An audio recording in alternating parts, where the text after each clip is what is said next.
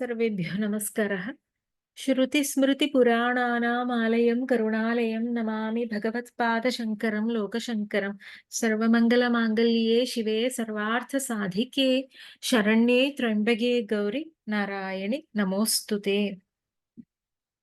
39तमः श्लोकः। तव स्वाधिष्ठाने हुतवहमधिष्ठाय निरतम् तमीडे संवर्तं जननि महतीं तां च समयां यदा लोके लोकान् दहति महति क्रोधकलिते दयार्द्रा या दृष्टिः शिशिरमुपचारं रचयति। पदच्छेदः। तव स्वाधिष्ठाने हुतवहम् अधिष्ठाय निरतं तम् ईडे संवर्त जननि महतीं तां च समयां यदालोके लोकान् दहति महति क्रोधकलिते दयार्द्रा या दृष्टिः शिशिरम् उपचारं रचयति। अन्वयः। हे जननि तव स्वाधिष्ठाने हुतवहं संवर्त अधिष्ठाय निरतं तम् ईडे समयां तां महतीं च ईडे महति क्रोधकलिते यदालोके लोकान् दहति सति या दयार्द्रा दृष्टिः शिशिरम् उपचारं रचयति। अनाहत चक्रस्य अधः सौन्दर्यलहरी क्रमानुसारं स्वाधिष्ठानचक्रमस्ति। षट्चक्राधिष्ठित देवता ध्यान श्लोकेषु चतुर्थेन अनेन श्लोकेन स्वाधिष्ठान चक्राधिदेवते संवर्तेश्वर समयांबाख्ये स्तौति। हे जननि, हे मातः, हे भुवनेश्वरि, तव स्वाधिष्ठाने हुतवहं संवर्तम् अधिष्ठाय निरतं तम् ईडे समयां तां महतीं च ईडे। तव भवत्याः श्री ललिता त्रिपुरसुन्दर्याः स्वाधिष्ठाने स्वाधिष्ठानचक्रे स्वाधिष्ठानम् अग्नितत्त्वोत्पत्तिस्थानं तस्मिन् अग्नितत्त्वोत्पत्तिस्थाने नाभिस्थ दशदलपद्ममध्ये दशदलकमलकर्णिकायां हुतवः हुतस्य वहः तं यागेषु हुतं घृतादिकं वहति प्रापयति देवान् प्रति प्रीत्यर्थम् इत्यस्मात् अग्निः हुतवहः अग्नितत्त्वं वह्निरूपं संवर्तं संवर्तः प्रलयः संवर्तं हुतवहं संवर्तनामकम् अग्निं कालाग्निं प्रलयाग्निम् अधिष्ठाय आश्रित्य निरतम् अनवरतं निरन्तरं नित्यं तं प्रसिद्धं संवर्तं संवर्तेश्वरं सकल प्रपंच दाहकत्वात् संवर्तमानं देवम् ईडे स्तुवे स्तौमि अहं स्तौमि।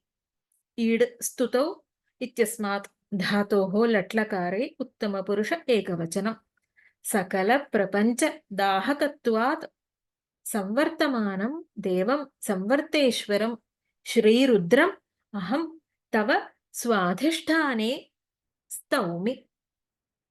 समयां तां महतीं च ईडे समयां समयाभिधानां प्रलयानन्तरं पुनरुत्पादयित्रीं तां संवर्ताग्निरूपां तां समयां महतीं च ईडे महच्छब्दवाच्यां च ईडे तां श्रेष्ठां देवीं च अहं स्तौमि। महति क्रोधकलिते यदालोके लोकान् दहति सति या दयार्द्रा दृष्टिः शिशिरमुपचारं रचयति।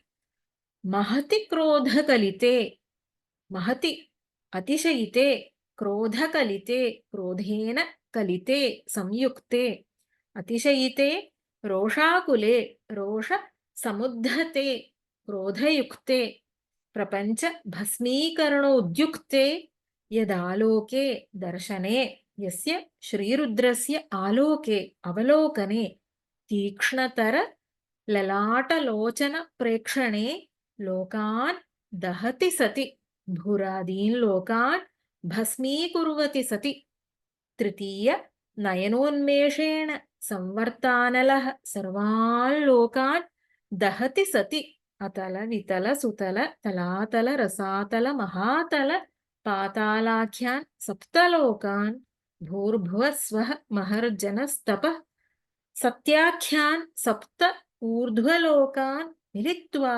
चतुर्दश संख्याकान् लोकान् दहति सति तदा किं भवति? दयार्द्रा या दृष्टिः शिशिरमुपचारं रचयति।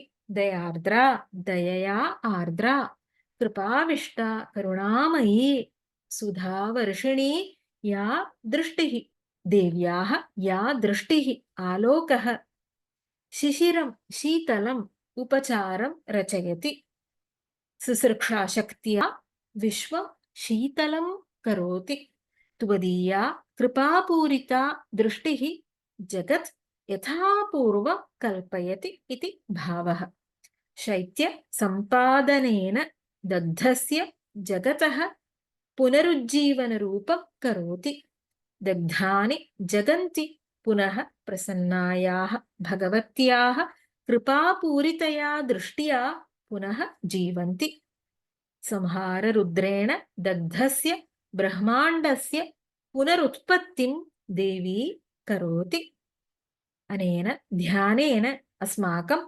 मनस्तापं सन्तापं समया भगवती करुणापूरितैः कटाक्षैः शमयति इत्यपि युञ्ज्यते तव स्वाधिष्ठाने हुतवहमधिष्ठाय निरतम् तमीडे संवर्तं जननि महतीं तां च समयाम् यदा लोके लोकान् दहति महति क्रोधकलिते दयार्द्राया दृष्टिः शिशिरमुपचारं रचयति ॐ सर्वे भवन्तु सुखिनः सर्वे सन्तु निरामयाः सर्वे भद्राणि पश्यन्तु मा कश्चित् दुःखभाग् भवेत् ॐ शान्ति शान्ति शान्तिः हरिः ॐ श्री गुरुभ्यो नमः हरिः ॐ धन्यवादः